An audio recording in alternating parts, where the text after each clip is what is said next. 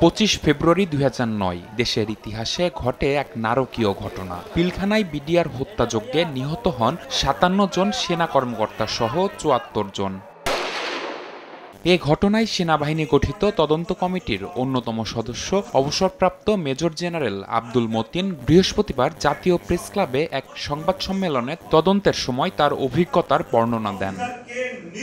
শুধুমাত্র অপারেশন ডালভাত কর্মসূচির জন্য 15 বছর আগের সেই দিনটিতে কোনো বিদ্রোহ সংগঠিত হয়নি, বরং সেটি ছিল বাংলাদেশকে দুর্বল করতে দেশি বিদেশি ষড়যন্ত্রের ফল।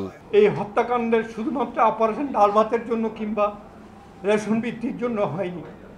আমি মনে করি এটি একটি দীর্ঘদিনের পরিকল্পিত হত্যাকাণ্ড, যার মাধ্যমে বাংলাদেশকে দুর্বল করার পরিকল্পনা করা হয়েছে। এই পরিকল্পনায় যুক্ত ছিল দেশের কিছু বিশ্বাসঘাতক এবং বাইরের একটি দেশের চক্রান্ত। সারা খাতুন ওখানে গিয়েছেন, কি কারণে গিয়েছেন আমরা জানি না। সোহেল তাজ উনি স্বরাষ্ট্র প্রতিমন্ত্রী ছিলেন, উনার কোনো ভূমিকা দেখি নাই, কিন্তু আমরা শুনেছি তিনি যারা খুনি তাদেরকে বাইরে পাঠানোর ব্যাপারে সুবিধা করে দিয়েছিলেন। জাহাঙ্গীর কবির নানক, মির্জা আজম, আলমারা গিনি, এমপি রেজা, ওয়ারসেদ হোসেন বেলাল, হাসানুল হক নূর, রাশেদ খান মেনন, মতিয়া চৌধুরী, এরা রাজনৈতিক ব্যক্তিবর্গ। এইখানে একটা ছিল মিলিটারি সিচুয়েশন, ইনাদেরকে কেন এইখানে দায়িত্ব দেওয়া হলো নেগোসিয়েশন করা? তিনি আরো জানান, বিভিন্ন সংস্থার সদস্যদের সাক্ষ্য নিতে চাইলে সেনাবাহিনীর তদন্ত কমিটিকে অসহযোগিতা করা হয়, বরং তদন্তে যাদের সংশ্লিষ্টতা পাওয়া গেছে তাদের পদোন্নতি দিয়ে বিদেশে পাঠিয়ে দেয় সরকার।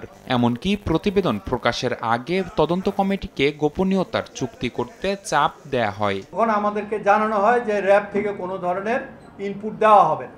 আমরা ডিজিএফআইকে চিঠি লিখি, কটুবিনকারীতে স্টেটমেন্ট দেওয়ার জন্য পাঠানো অনুরোধ করি, বলেন আমার কোনো অফিসার স্টেটমেন্ট দিবে না। অবসরপ্রাপ্ত মেজর জেনারেল আব্দুল মতিন জানান, সীমাবদ্ধতার কারণে এতদিন মুখ খুলতে পারেননি তিনি। আমি অপেক্ষায় ছিলাম এই তথ্যগুলো আপনাদের সামনে উপস্থাপন করার জন্য। নিবিড় সাহা, সময় সংবাদ, ঢাকা।